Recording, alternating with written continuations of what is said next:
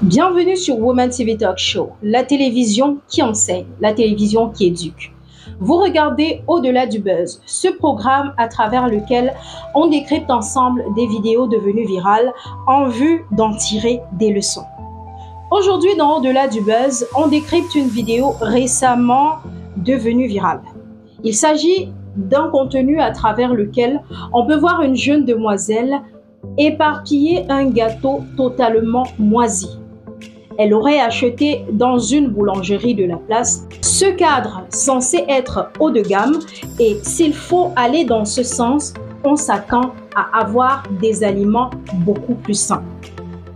On retrouve donc de la moisissure dans un aliment venant de ce type de lieu.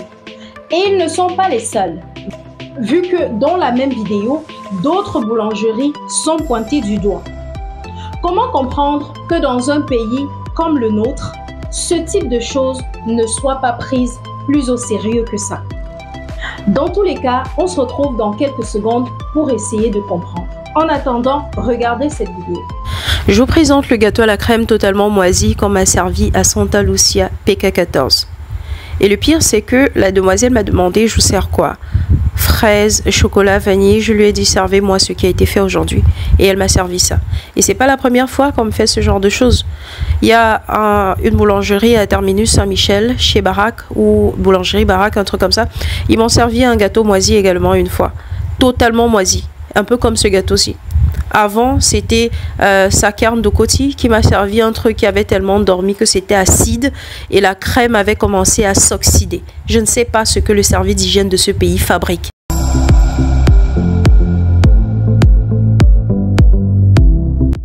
Il y a de cela quelques semaines, la toile crépitait. On a découvert qu'une dame vendant de l'eau coque du côté de Yaoundé utilisait un condiment particulier qui était de l'urine.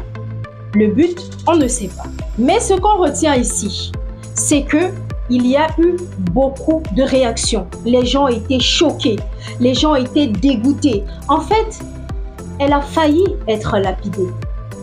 Mais comment comprendre qu'on ne soit pas autant choqué quand il s'agit de moisissure?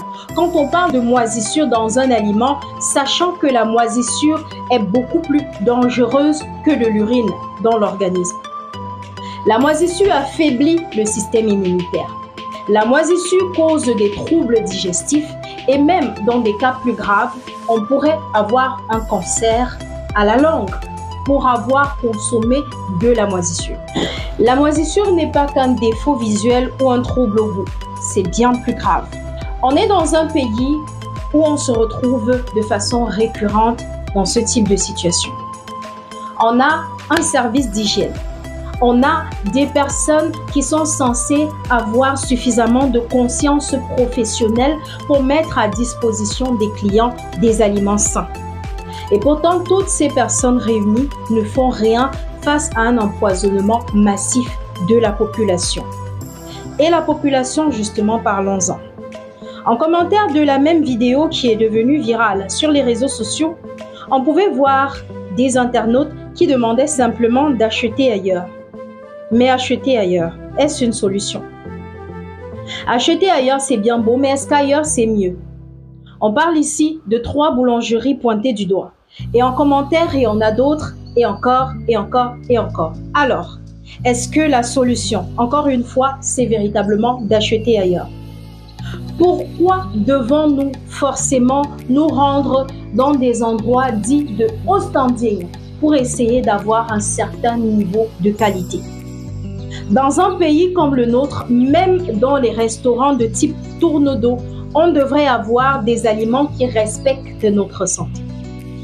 Alors, comment comprendre que la population ne soit pas plus choquée que ça face à un tel niveau de négligence?